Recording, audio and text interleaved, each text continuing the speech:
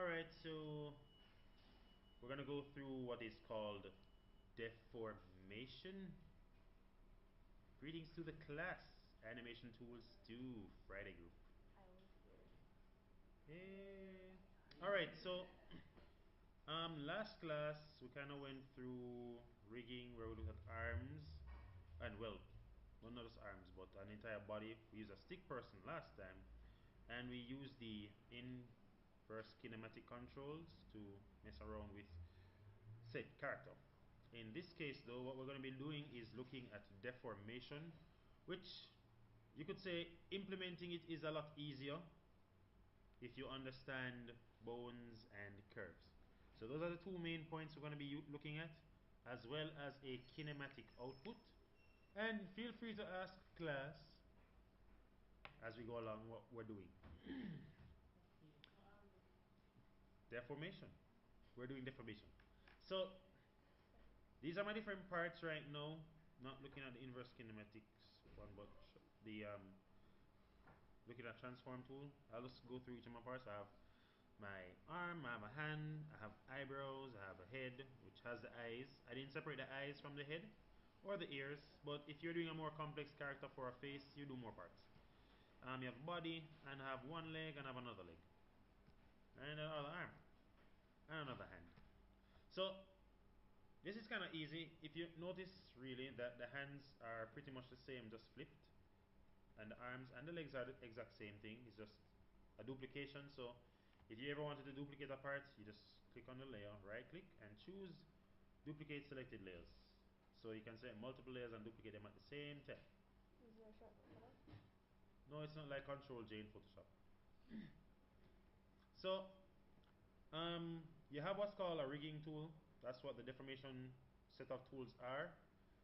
In Harmony 12, they look like these, a lot less. This all the way up here.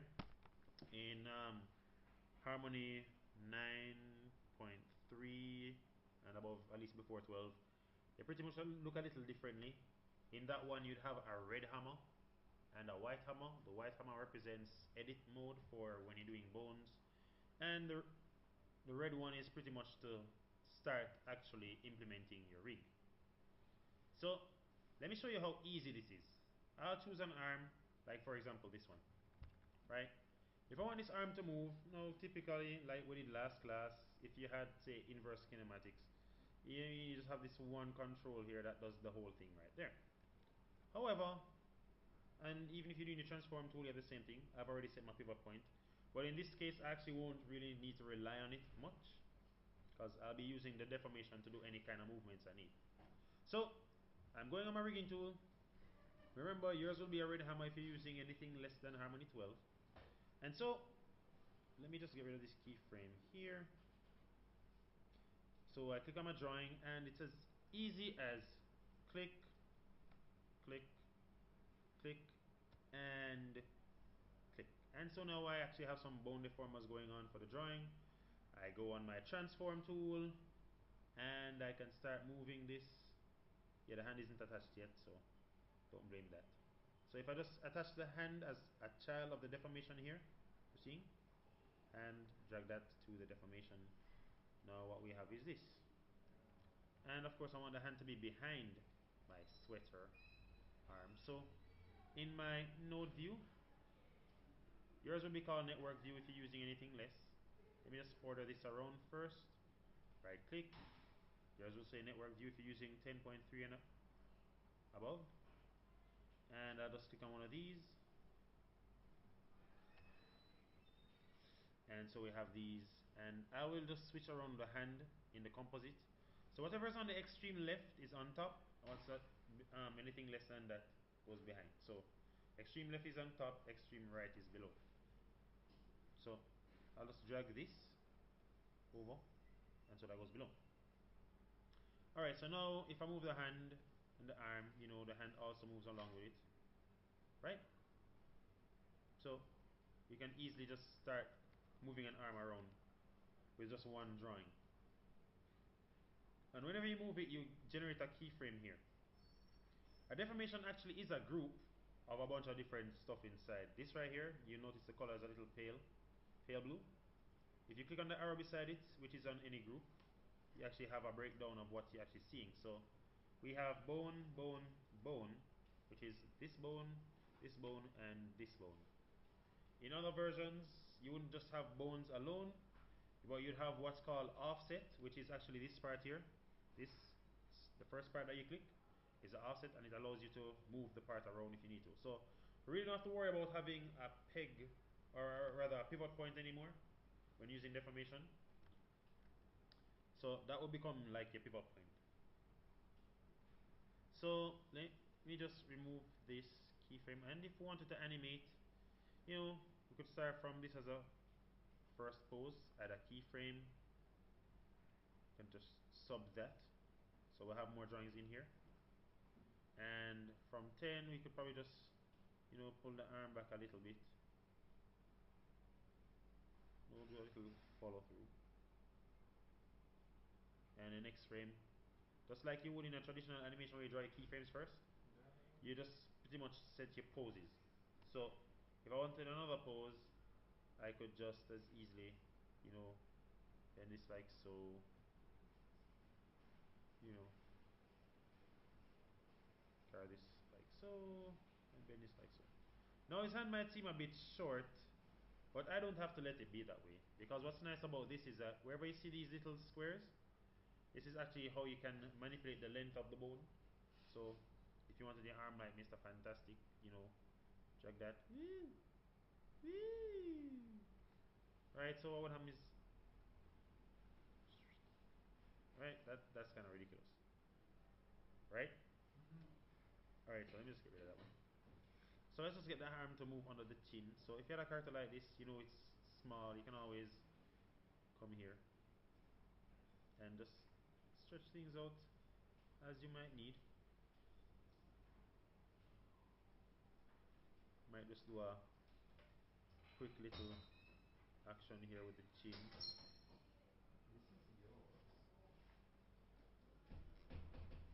Arigato gozaimasu. I pull this back, this back, and might just have him stroke his chin. Right, so let's put that there, make sure this is in the right place. Keyframe. So we'll have a little action there. Right, now we can just, if we wanted to set it back down here later on, and let me save as I go, because this thing can crash on me any moment. I can just copy this keyframe and just put it back where I want. So right, Control C over here, or you can right click, choose copy cells from timeline, and right click over here and paste. Same shortcuts like any other places. Paste cells in timeline, Control V. So now we get all this. Kind of short lived, but you can always space these out if you needed to. So it's something like this. Right. So that makes life a little easier. Now if you wanted to do an entire character, which is probably what you do first before you actually do any actions, is we just go through each part and do the hands. I'll just do the hands and the head and everything, and just show you there's two different types. Right now we're just using the bone deformer. If you're familiar with a pen tool in Illustrator or Photoshop or any other software, or even the polyline tool in this one, it kind of works like that. So clicks, make straight lines with a pen tool, click and drag makes curves. So let me just do the arms first.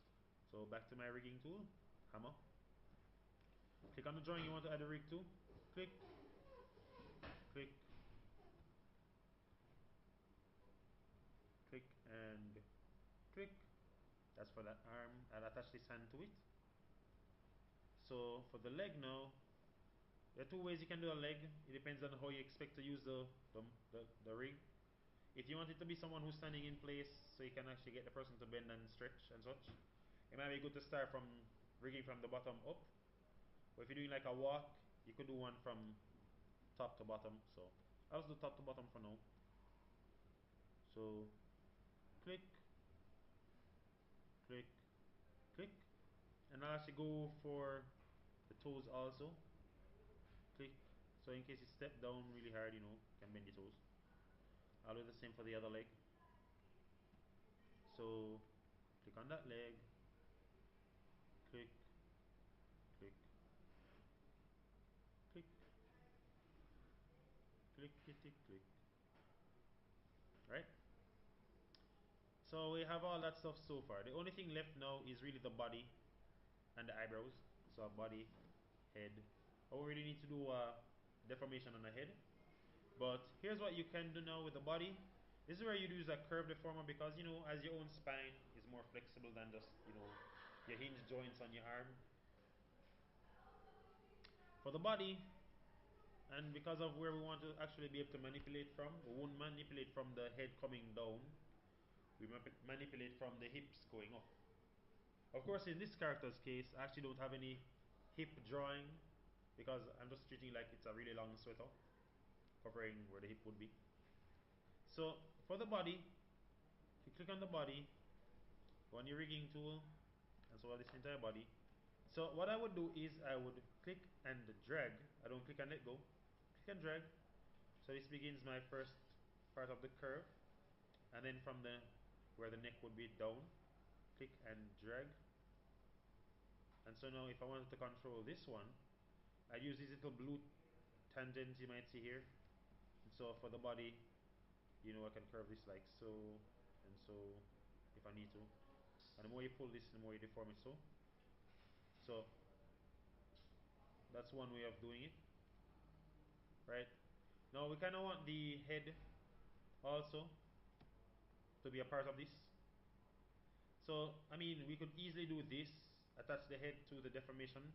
But the one thing that is kind of weird is that if you were to move the body, the head might start deforming. Not that you'd push the limits like this, but you never know if you might need an action that causes the character to like stretch and then, so. You have what's called a kinematic output. Right now, as we went inside, we saw, you have your, even right here it says offset and curve. This right here is the offset, which means I can control all of this. So what I'm going to make is what's called a kinematic output. In earlier versions, you actually have along the deformation group of tools, you actually have a tool that looks something like this. That's a button, it's a button. So you have something like this, this.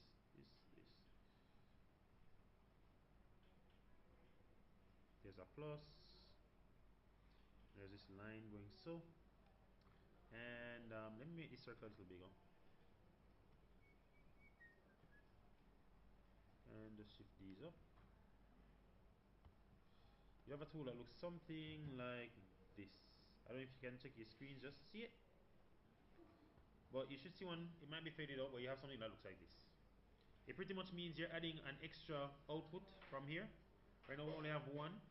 You can see that one output here. We want to make another one. In Harmony 12, you actually kind of have to do it manually, but for you can just press a button once you have your deformation selected, and it will just create another output somewhere here. So it makes two of them. So what I'll do in mine is just add mine manually. So you look for a tool that looks something like this in your deformation set. So I'll go to my node library, go to my deformation group, and look for kinematic output. I'll just pull that out. And so what this does now, I can do it. I can show you what it would look like if you pressed yours.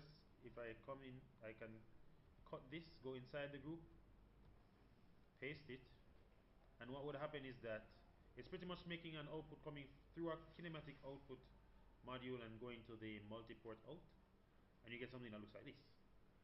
So instead, I just attach the head to that, and so if I was to deform the body, the head itself will not be affected, right? So we kind of need to do the same thing for our eyebrows and our arms, because if we actually attach the arm deformation to this, we'd get some problems. Wow, everybody's falling asleep. This is being recorded. Alright, so you have the body, you have the head. I guess I just attach the arms to this. So the arms will go a part of that body, because you know when you move your body, you want your arms to follow along with it. So there's that. So now what I'd have, if I was to move the body, the controls for that one, the arms can kind of move along with it. Let me get rid of this drawing over here. Right, so if I move the body now, you know, we have this. And I have to do the eyebrows now. So the eyebrows can be, well, I'm add a deformation to the eyebrows, so I can show you how you can control your eyebrows if you have characters with eyebrows. So I use a curve on this one. So just like before, I'd click and drag.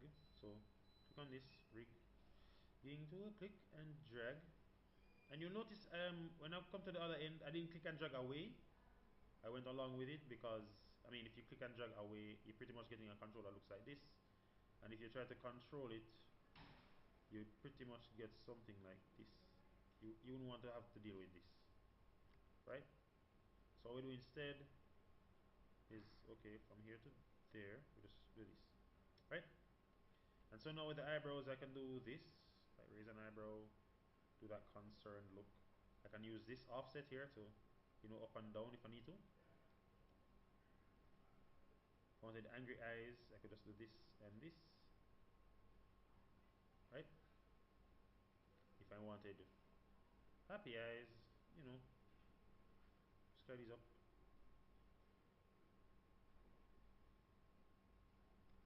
So okay, like that, right?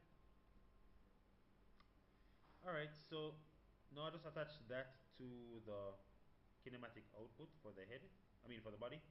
And so when I move the body, that also moves along with it. The legs right now are the only things that do not have a parent. So what I'll use instead for that, if I wanted to control everything one time, I couldn't use the body because I wouldn't want to do this. If I attach the legs to the kinematic output, what would happen if I move the body is something like this. Wouldn't want that arm. So legs never get attached to the body. You pretty much add what's called a peg. You add a peg, and what a peg is just information transformation information. So a peg pretty much just stores keyframes, and just if you do a scale or a rotate or a translate, you know, moving something around, that's all it stores. It doesn't have drawings inside it. So I'll add a peg to the body. So this button here is to add a peg. Click that, and a peg is generated. And what I'll do is just attach the legs to this. And probably for the peg, you can set yourself a pivot point. Right, so for the peg, you come to your advanced animation tools, top here. If you're not seeing those, right click in your top gray area, you'll see advanced animation. And I'll just set this to be like where the feet are, just for now. So if I was to animate this, you know, I couldn't do a simple walk cycle with this. If you remember last year when you're doing the traditional one, if you remember the poses, you can actually do a few of that right now. So here's an example of how to do a pose. You know, typically when you're walking, you know, legs and arms are apart. So, and they're opposite, of course, to keep balance. So here we go. This is how you do a rig, or an animation for a rig.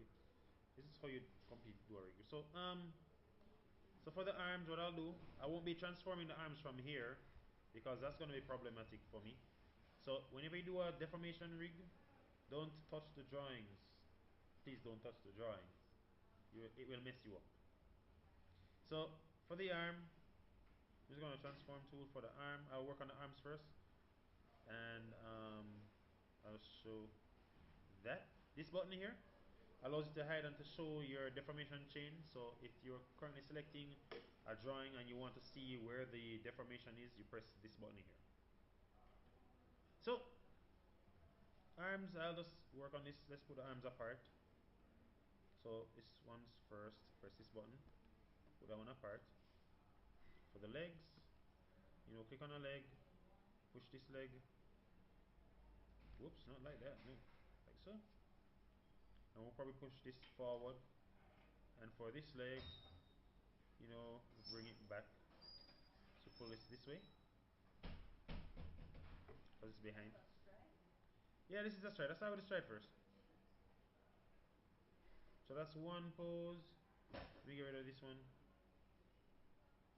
One pose. Keyframe 20. At frame 20, I'll do the opposite. So I'll just pull this back. Pull this back like so. Press this one like so. Push this forward because the shoulder moves forward and back as you go. Same thing for the legs.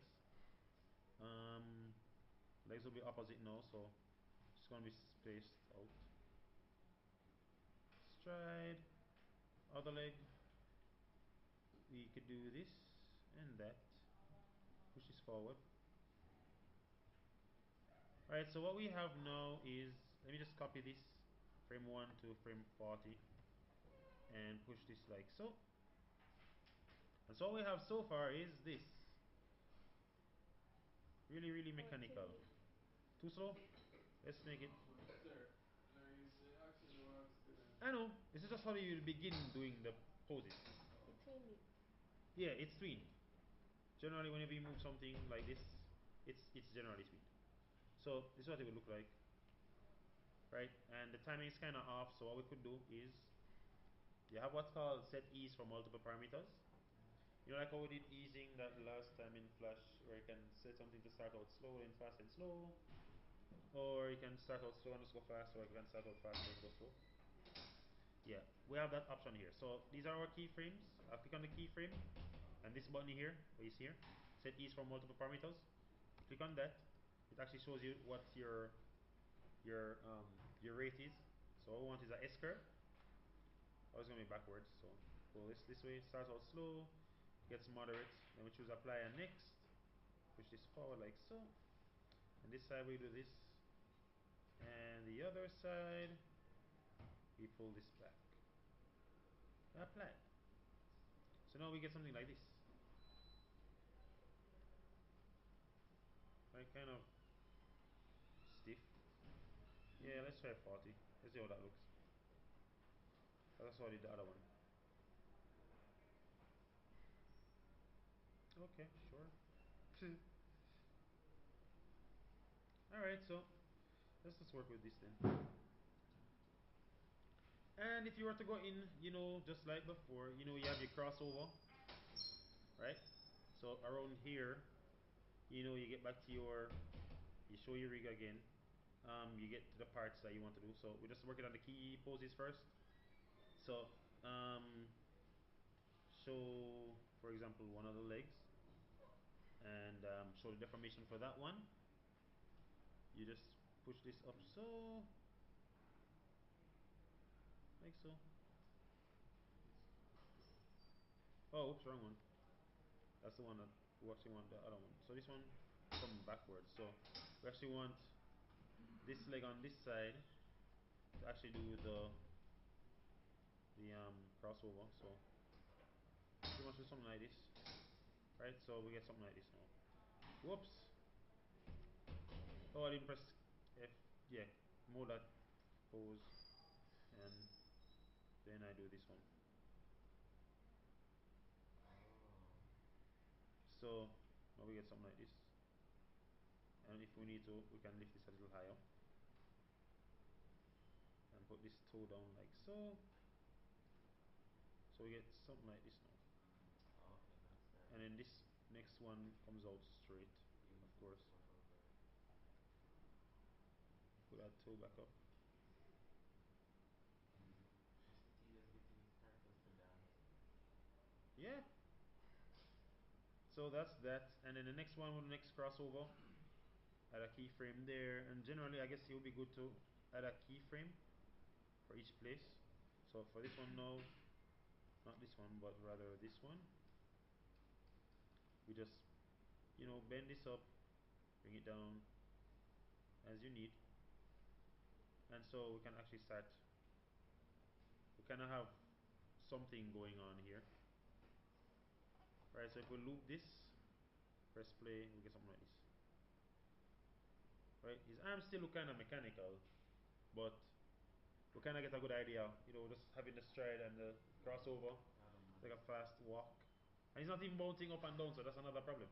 So, I mean, these are the things that you do. So I can show you what a complete one looks like. But that kind of gives you an idea how you do, your rigs and how you did actions done. Maybe it's a little bit too fast for me. It is.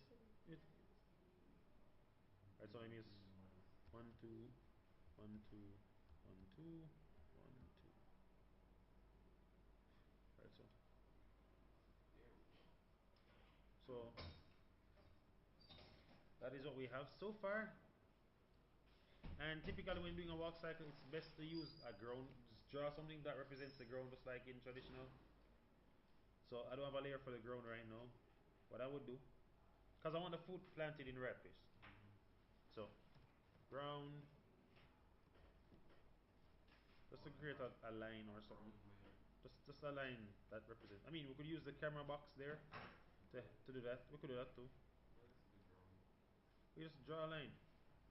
And usually, I guess, if you're doing a character in 3/4, feet are on different planes. So one further away will be over here, and the one closer to the screen will be here. So there are two lines. Why? Yeah, that's why I have two lines. Why? Why is there two lines? Because it depends on, because if you're doing a 3/4, this is kind of like a 3/4 walk. Your legs aren't exactly on the same plane as in flat. We're doing 3/4, so one is further away, one is closer. So you might have to do something like this first to get a proper. So right now we're kind of seeing some floatiness. We don't want that. Looks colorful. Like This looks like yeah. yeah. Like when you're on those machines at the gym. Oh, this all right, yeah. I guess you could do. Yeah, I could actually make an animation like that. Yeah. Put somebody in a Just treadmill. draw the treadmill thing. Just draw a treadmill spinning, No. or just draw a treadmill machine. The machine. Just put on the. So that is Jack. Let me just open up one that's done already. Deform guy walk, and just show you what that looks like when it's kind of done-ish. What are you talking about? Just that part right there. Oh yeah, the part to hold on. So this is a walk cycle with a guy. He has up and down too. So it's the same guy. Yeah, nice, okay. So this one walks a lot better. I don't know. It's It like still he's doesn't have the running. ground plane, It's so like he's running in slow motion. just that same process that we went through. You just rig the parts, which is easier. You do your parenting. You add your kinverse in it. Not inverse kinematic. Sorry, your kinematic output in the right place. Like I said before, yours will look a little different if you're using anything less than harmony 12. So that same button I drew before, that's the one you would look for. It's usually like the third to last one. The last two are kind of faded out, but the one before that is the button you're looking for.